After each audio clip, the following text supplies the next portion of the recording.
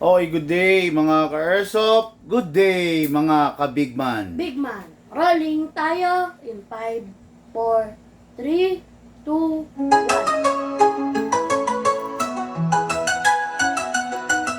Sa Big Man Hobby Shop, salig ng galawan. Airsoft gear mo, siguradong pang malakasan. Airsoft needs mo, dito mo lang hanap. Quality service, di ka iiwan sa alangangan.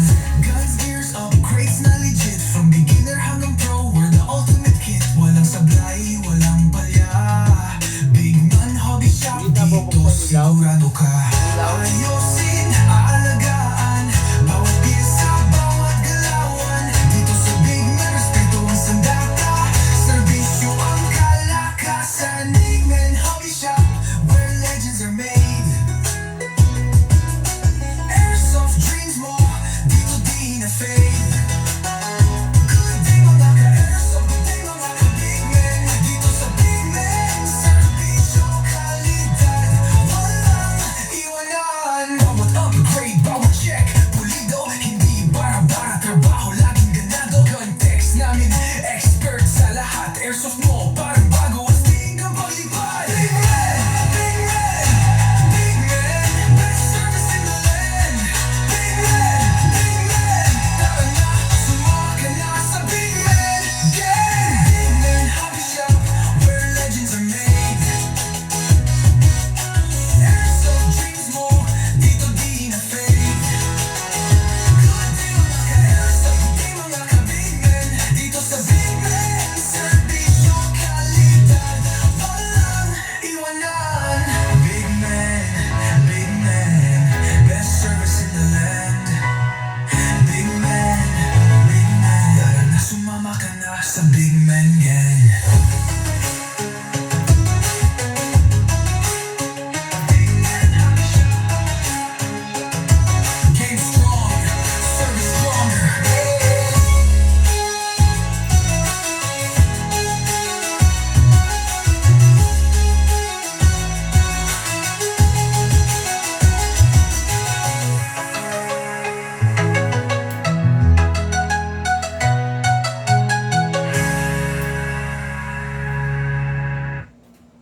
Okay, another day, another airsoft. Natatawa lang ako kasi itong live natin ngayon is parang rewind. Rewind nung live kanina, no? Kasi unang-una naputol yung pagla-live dito. Ang nilive natin kanina is Draglord Pistol NCC Shadow to Orange. Okay.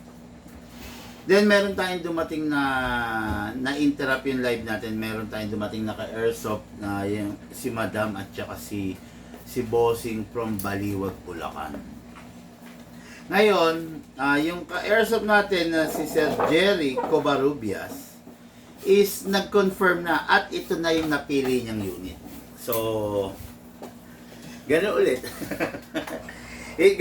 Parang gano'n ulit, no? Okay, so what is good and special about dito sa mga unit na nakikita nyo ngayon is lifetime warranty sila, brought to you by, syempre, Big Man.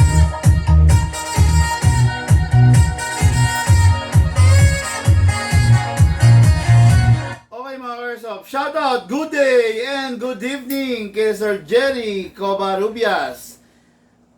Care of Madam Neng Covarrubias of Nanay niya yan. nanay daw. Barangay Ligtasan, Tarlac City. Tarlac. Hello sa inyo, Bossing Jerry and Nanay Neng Covarrubias. Okay, then next natin is Reynaldo Pascua of Labo, Camarines Norte. Ito yung na-stop yung live kanina. Pero ngayon, diretso na natin. Okay, para maalis ang sumpa, para hindi na matigil ulit yung live, unahin natin siya. Okay? What is good and special about this micro CQB unit? Itong during this pagpasok ng 2025, sa totoo lang, medyo naglaylo yung mga ka-airsoft natin sa pag-purchase ng malalaki, ng mahaba. Talagang click na click in at saka nagugustuhan ng ating mga ka-airsoft itong Micro CQB na nilaunch natin, no? This is by the SRC SR4 Carbine Falcon. Okay, what is good and special about this? Ito may pagmamalaki ko kasi hard polymer. When you say hard polymer, hindi siya metal. Para siyang kumbaga sa... Kasi ganito, no? Kung sa sasakyan, kung sa motor, meron tayong tinatawag na carbon, Lodi. O, di ba? Carbon. So, dito naman sa airsoft, ang katumbas nun is the hard polymer. Okay, no? Hard polymer, ginawa siya para yung unit is mas maging, you know, how do you call this? Mas maging handy. Mas maging magaang, mas maging durable. Isa sa kinagustuhan ko sa hard polymer, yung hard polymer is flexible. Flexible siya, hindi matigas siya, flexible. Meron kasing matigas na malutong. Merong matigas na makunat. Ganun siya, matigas na makunat. Flexible. What is good and special about this? Upgraded na, naka-suppressor na, naka-inner barrel pa. Ayan papakita ko sa inyo. Tabi ka muna dyan. Drug Lord's pistol. Ayan makikita nyo naka-suppressor na yan, naka-inner barrel pa yan. Tapos isa pa. Gustong gusto ko rito is yung mismong diba? Napakaganda, di ba? Yung front and rear sight niya foldable. Kung newbie stage ka, pwedeng nakataas. Pero kung nasa stage ka na ng pro, actually hindi mo na kailangan yan. Bababa mo lang to. Naka-optic. Nako, di ba? Naka-optic ka pa. Ayan, no? Optic. O, di ba? Alam niyo ba, may mga styro. Front and rear sight pa lang, matindi na ang halaga. Okay? Then this unit is, out of the box is 350 FPS lang. Pero, dito sa Bigman, in-upgrade namin siya. Ang FPS niya ngayon is ranging at about 400 to 430 na. Malakas na. Masarap na. Talagang mag-e-enjoy na yung gagamit, di ba? Kasi sa totoo lang, ang 350 FPS is feeling ko hindi mag-enjoy yung gagamit. It is because halos kasing lakas lang siya ng pistol na ordinary. Mas malakas pa sa kanya yung mga high-end na pistol. Diba? Kaya out of the box, hindi namin pwede payagan yung out of the box na lakas niya. Kaya in-upgrade ko. Actually, ang maximum FPS na kakayanin nito is 500 FPS. 550 medyo risky, pero still kaya pa rin, kaya lang ayaw ko. Gusto kong bigyan ng allowance. This stage 1 upgrade to, between 400 to siguro sabihin na natin na magse-settle to sa 400 to 430. Okay? Stage 1. Stage 2, pwede natin siyang patungtungin ng 450 to 470. Stage 3, 470 to 500. Okay? So, medyo masasabi natin na malakas na kasi yun. Actually, no, yung 450 FPS, malakas na yun. Ngayon, hindi ko siya nire-recommend na pahalakasin natin and i-upgrade natin up to 500 FPS. Not recommendable. Bakit? Delikado para dun sa unit. Okay? Alam ko, kaya nyong gastusan. Alam ko, meron kayong pampa-upgrade. Kaya lang, delikado para doon sa unit. Huwag na nating asamin yun. Masyado kasi siyang maikse. Micro CQB lang siya. Ngayon, kung i-upgrade natin ng ganun, maaring kayanin sa mga unang putok. Pero ang tanong, hanggang kailan? Diba? Yung unit na luluma, yung unit may wear and tear, tapos ganun siya kalakas, bibigay at bibigay siya. Doon lang tayo sa lakas na proper. Yung sa lakas na hindi tayo sasakit ang ulo. Okay? Ito, unit natin ka-airsoft, Reynaldo Pascua. Ganda ng unit mo, bossing.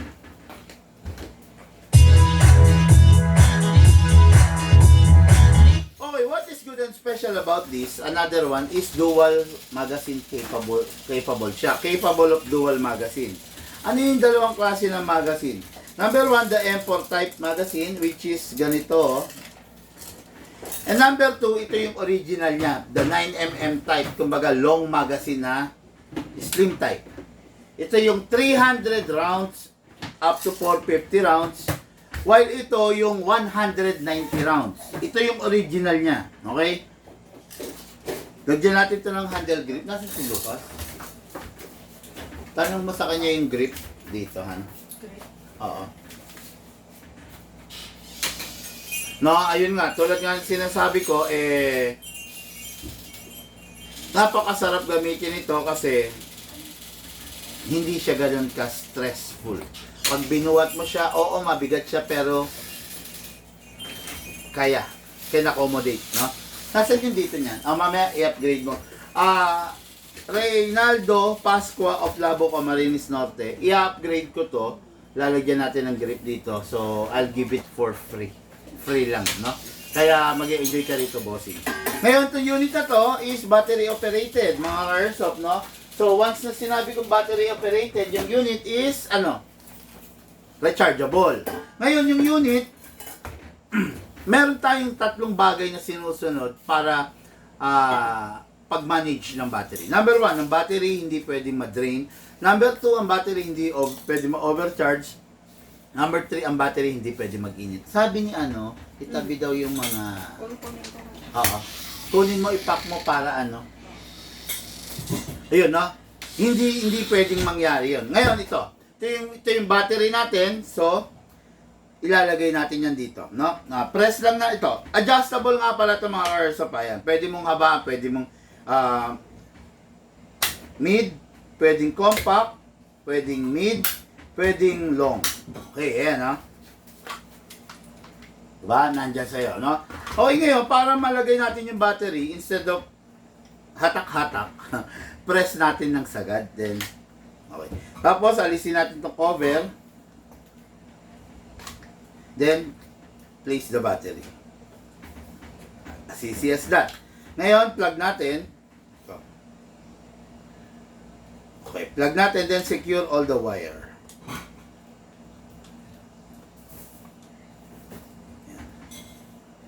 Yan. Secure all the wire, then balik mo na yung cover. That's it. Single fire, rapid fire. Iba yung tunog niya, no? Hindi gatak yung tunog niya kasi may suppressor. Pag may suppressor, medyo tahimik, tapos bass yung tunog. Okay? Yan. Ngayon, balik natin to. Ilan?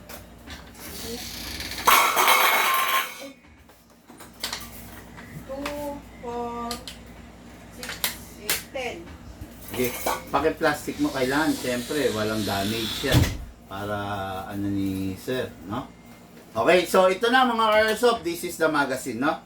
So ito yung unit, magazine, battery, naka-load na. Ngayon, maglalagay tayo ng bala sa magazine. Okay? This is the magazine. Alisin muna natin yung adapter. Yung adapter, ipasok na natin dito direkta. Okay. Ngayon, lagyan natin ito ng bala. Paano nilalagyan? Binubuksan tong ibabaw, then binubuhusan. 190 rounds, kasya rito. 190 rounds ang maximum ng pwede niyang iputok. Hindi ko na gano'ng pupunuin. Marami-rami rin no? Tapos, yung magazine natin, ito yung M4 type na magazine. Buksan lang natin dito. Ayan, okay. Diba? Ayan na yung magazine. Then close. Okay. Both magazine, ipapakita ko sa inyo, itatry natin para makita nyo na pwede siya. Okay? Itong magazine, tinakamot. Ayan, no? Makikita nyo, wala pang laman. Pag kinamot nyo, makikita nyo yan, mapupuno. Ayan, napupuno na. Ayan ang mga cars. So, makikita nyo, may puti na, no? Ay, grabe. Dali. Ang dami nagpapa-shout out. Okay, boss. Sabi ni, good evening, boss Big Man. JB Gonzales. Hello, boss. Hello to our medyo marami-raming viewer. 55 viewer for the day. Okay, no? Hello po. Shoutout po. Pagpa-shoutout po kayo. Para po mamaya ang daily review source. Oh. Oh. Ano?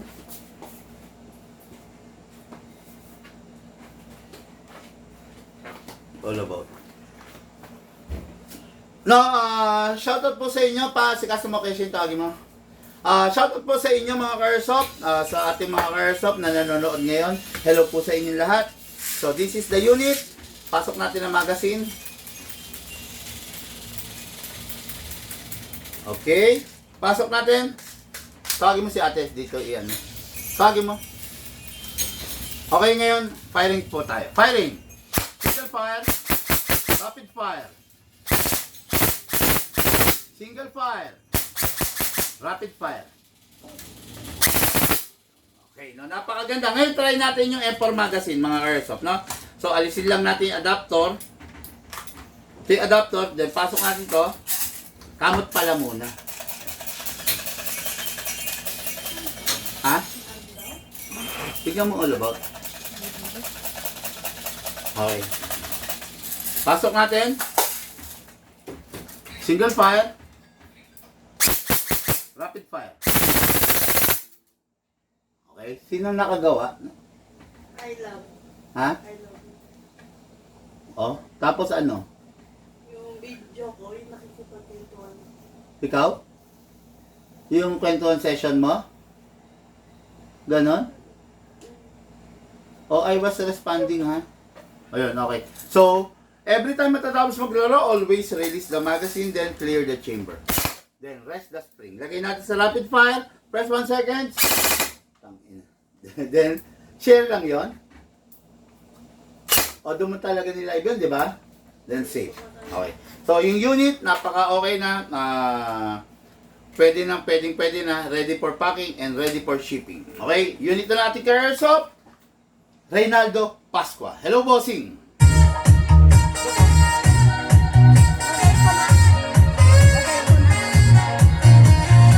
Ha?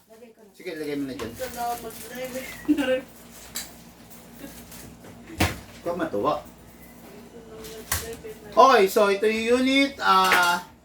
Pistol naman tayo. Unit ng ating kay Airsoft, Jerry Covarrubias. Of, tatlo na yan, pang-apat na yan. Neng Covarrubias of Ligtasan, Tarlac City, Tarlac.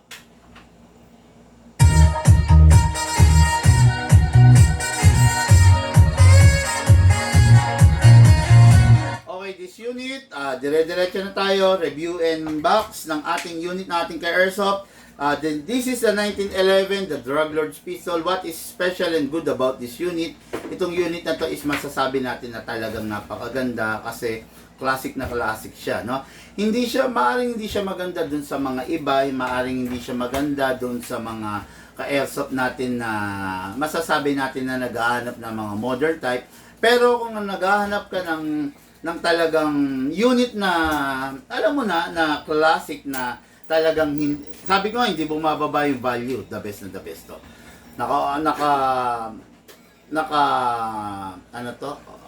Fixed iron front, then fixed iron sight na rear. Okay? Meron siyang beaver tail, merong safe, kompleto, merong slide stopper, kompleto siya mga Caresoft. Okay?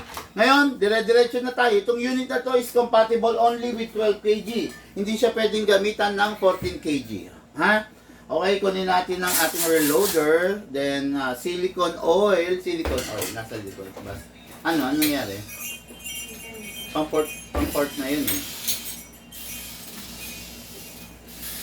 Silicone oil. Okay, so, silicone. Sprayan natin. Press lang po. Okay. Then, after that, okay. Dito, maglagay. Share lang yun. Ha? Share. Hindi share yun. Doon mo nilive talaga yun. Shared in feet. Oo, pero doon mo nilive talaga yun. Upside down, then press down. 1, 2. Okay? Ngayon, kunin natin yung unit. Spray. Then, kasa. Ilock manually, then spray. After that, release. Then rest.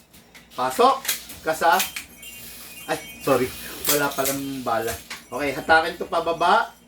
All the way, then dito lalagay. Pump.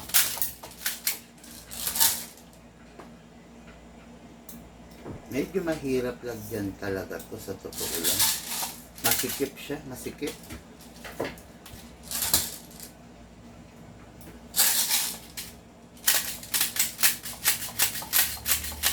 Okay? Maximum rounds na pwedeng ilagay dito is 14 rounds. Marami-rami na rin. Although hindi ganun karami, pero marami-rami na rin. Okay? Pasok sa unit. Kasa. Ready to fire. Firing!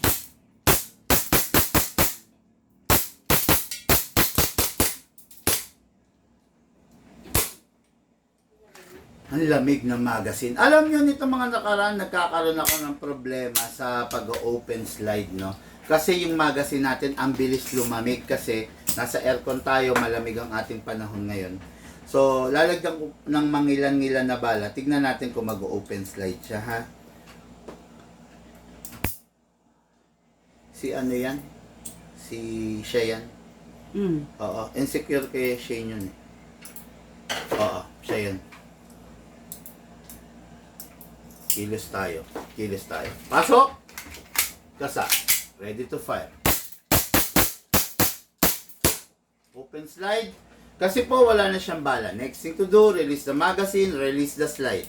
Then rest the hammer by pressing the trigger. Itong unit na to, ready for packing and ready for shipping. Okay? Walang gusto magpa-shout out. Ang dami ah. Meron? Shout out. Ay, bag ako dito.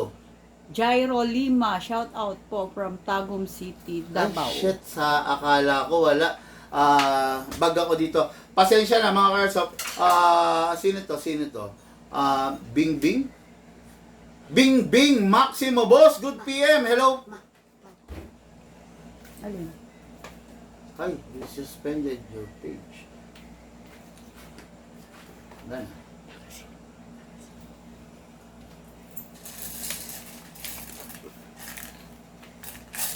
Hindi.